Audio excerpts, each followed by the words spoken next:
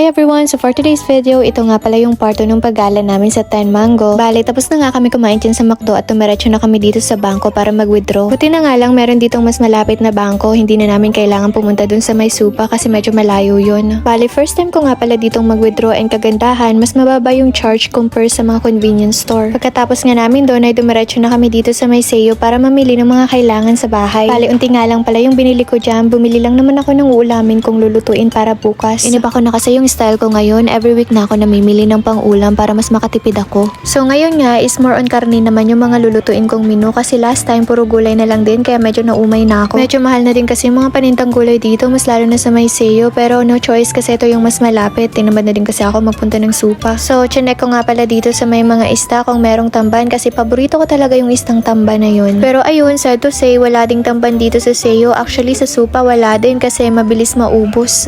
Dahil nga very wrong timing yung pagpunta ko ngayon dito sa Seo, nag-check na lang ako ng ibang isda at nakita ko tong salmon. So since mura lang naman, binili ko na.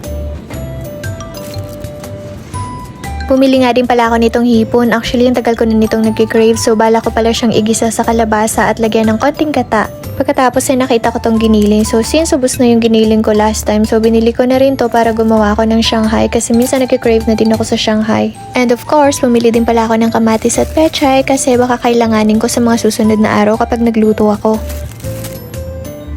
Pagkatapos ko nga dyan mamili ng mga kailangan ko, nagbayad na ako sa cashier and then dumiretso na kami sa second floor. Gusto kasi mamili ni Carol ng mga pang-display sa kwarto niya since bagong lipat nga sila ng apartment, gusto niya lagyan ng mga design. So, nandito na nga kami sa second floor para maghanap muna ng bulaklak. So, since favorite niya yung pink, kailangan namin maghanap ng color pink. And of course, kung may flower, syempre kailangan din ng flower vase kaya tumingin din kami dito. So, color pink pa din yung hinahanap niya at sobrang liit lang pala yung gusto niya kasi para daw cute tignan. Medyo natagalan nga kami ng pagpili ng mga bulaklak dito kasi nga halos lahat magaganda yung design. Sabi ko nga ito na lang yung bilhin niya para hindi mabilis masira pero hindi niya daw masyadong bet. Well actually, hindi ko pa kasi talaga natatry mag-ayos ng kwarto. Gusto ko kasi kapag nag-ayos ako, sariling kwarto ko na talaga. Para sa akin kasi mas sisipagin ako maglinis at mag-design ng mga kwarto ko kung talagang akin na talaga at permanent home ko na talaga. Hindi ko na kailangan pang maglipat.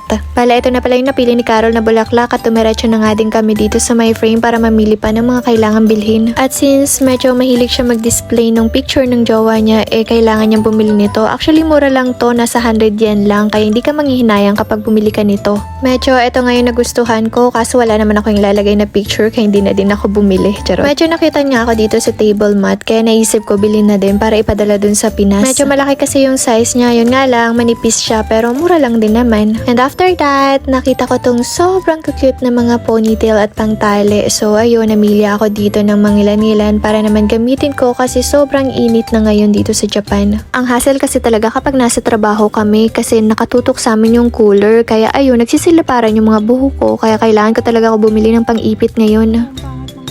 At dahil nga sobrang nakitan ako ng mga ponytails, nahirapan ako dyan mamili kaya natagalan talaga ako dyan super. So ayun na nga, medyo natagalan nga ako dyan mamili kaya naman tinanong ko na si Carol kung ano yung mas magandang bilhin para matapos na kami sa part na yan. Buti na nga lang wala akong masyadong dalang pera ng mga time na yan kasi ba naman halos lahat gusto ko nang bilhin. Kaya naman every time namimili talaga ako or nag-grocery, binabudget ko na yung pera ko para hindi ko na lahat mabili kasi ba naman hindi ako masyadong magaling mag-budget. At dahil nga medyo matagal-tagal at nasasanay na din tayo dito sa Japan, natututo na rin tayong mag-budget pag may time. Kaya naman every time namimili ako ng something or nag-grocery ako, inuuna ko yung mga needs before wants. Ang hirap kasi talaga kitain ng pera at mas mahirap kapag wala kang hawak na pera kaya ngayon kailangan na nating matuto mag-budget. And finally, natapos na kami dyan mamili ni Carol at nagbayad na rin kami dito sa may cashier. And kung nagtataka kayo, wala na yung mga kasama namin kasi nauna na pala silang umuwi at pagkatapos nga namin dyan magbayad sa cashier ay umuwi na rin kami ni Carol. Hanggang dito na lang. Bye!